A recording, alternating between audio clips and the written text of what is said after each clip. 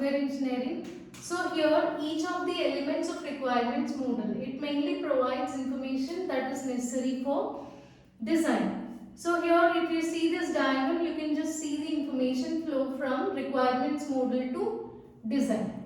So this is the diagram for translating the requirement model into design. That means the necessary information. So these scenario based elements, class based elements, or flow oriented elements and behavioral elements. So all these elements of requirements model, it actually feed the data to the design model, or it feeds input to the design model. So we can say that the information is transferred from requirements model into design model. So then here coming to some important things. So if you discuss about this data or class design, data or design model, it transforms class model into, so here the class model is transformed into detailed class realizations and requisite data structures. Detailed class realizations and requisite or important data structures. So here you can see data or class design.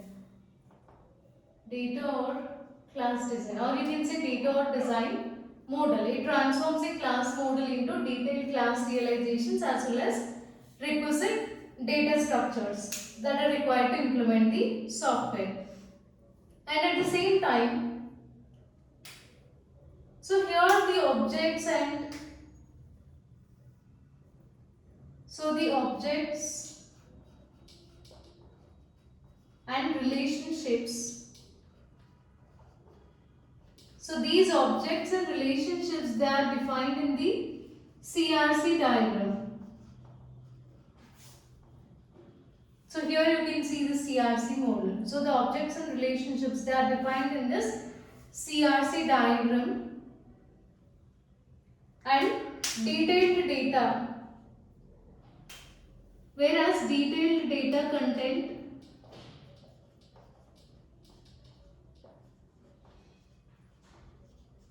this detailed data content, it is depicted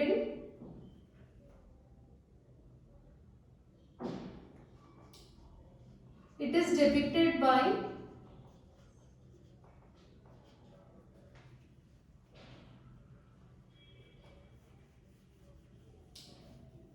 it is mainly depicted by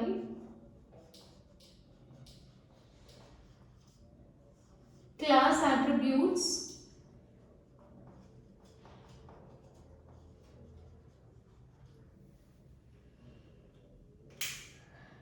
and also other notations provide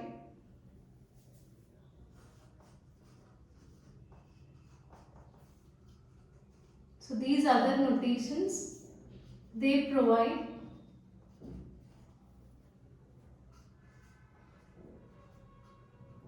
base for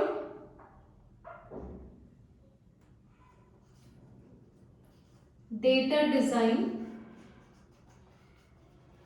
action. So here if you see this, so the objects and relationships which are present in the CRC diagram and the detailed data content which is depicted by this class attributes, whereas other notations, so all of them, they provide basis for data design actions, or they provide base, or so they are considered as important for data design action. And then, so the part of the class diagram, so here the part of the class design,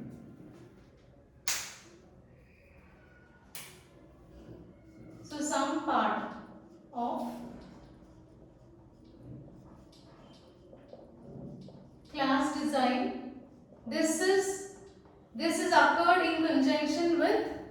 data or it is occurred in conjunction with software architectural design. So it occurred in conjunction with architectural design. Whereas, so this is just a part of class design. So the complete part or the whole class design, it can be obtained when you are going to implement the software or when software component is designed. So the complete class design, it can be obtained when software component is designed.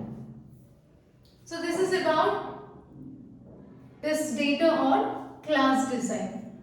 So next one is architectural design. It defines a relationship between, so it mainly defines relationship between major structural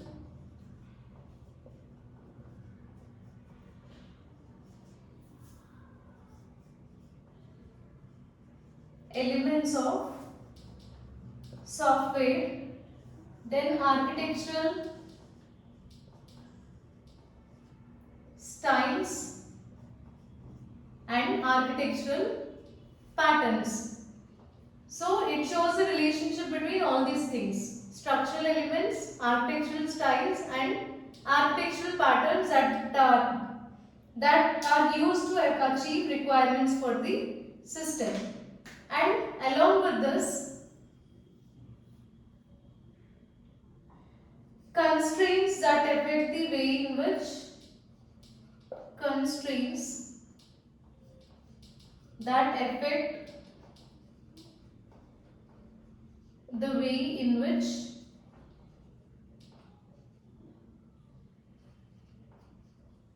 architecture can be implemented. So along with this, it also shows various constraints that show effect on the architecture or that affect the way in which architecture is implemented. And simply we can say that architecture design representation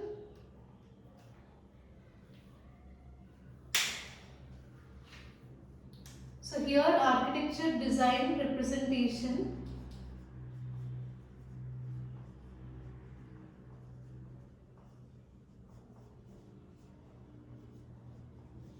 and framework of computer based system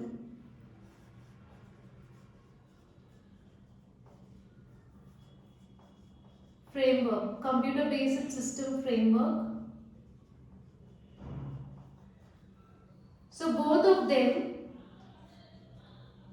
they are derived from the requirements model. So you can see these all these things, they comes under requirements or analysis model.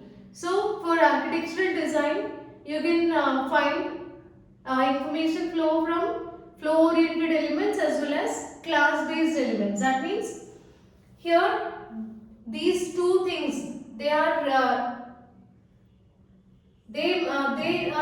getting information from requirements model. So here architectural design. So this design can be represented with the help of the information which is received from flow oriented elements and class based elements. So that is requirement model, as well as computer based system framework or framework of computer based system. Even that can be implemented using the requirements model. So both of them, they are derived from requirements model only. And third one is interface design. So it describes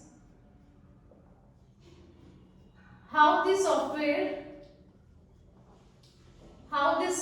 communicate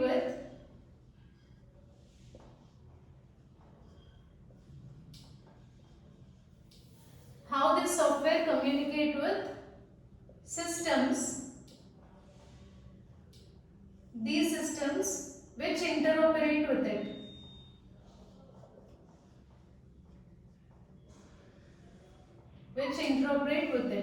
And also humans. It also describes how the software communicate with the humans who use it. Okay, so this interface design, it describes how the software communicate with the systems that interoperate with it as well as with the humans who use it. And also, interface, it implies flow of information and specified type of it. This interface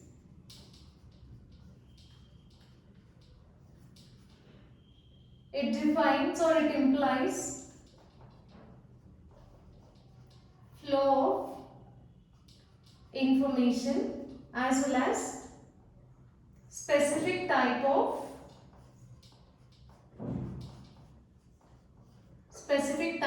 behavior. Interface implies flow of information. So how the information flows in this design, and also specific type of behavior.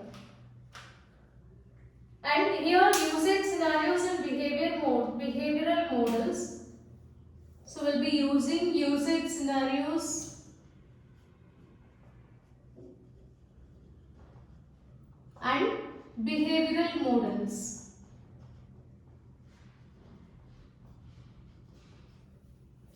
Both of them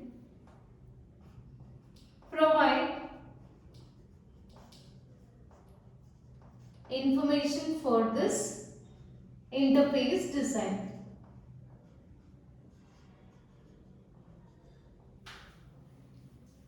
So, what is the first thing in interface design? It describes how the software communicates with the systems and how it will communicate with the humans who use it or who will communicate with it. As well as it also shows, or this interface, it mainly implies flow of information and also specific type of behavior. So the use case scenarios and the behavioral models, both of them, they mainly provide information for this interface design. So here you can see the information from scenario based elements as well as flow oriented elements, behavioral elements. So the information is flowing from these three elements to the interface design. So here use case scenarios and behavioral models, mainly this behavioral elements or these use case scenarios. So they provide information for this interface design. And the last one is component level design. It transforms structural elements of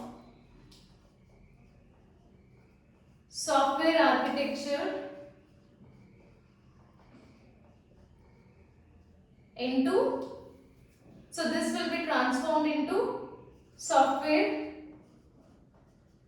components or procedural description of software components. So this will be transformed into procedural description of software components. And also the information which is received from these elements. Say, so here you can see that this in the component level design, it is receiving information from class based elements, flow oriented elements and behavioral elements. So the information which is received from these three elements acts as a base for this component level design. So this is a complete description about how the information is transferred from the requirements model. So translating requirement model into design, that means how the information is transferred from these elements, four types of elements which comes under requirement analysis model. So how they will be that information will be transferred to design model, where we have four levels of design.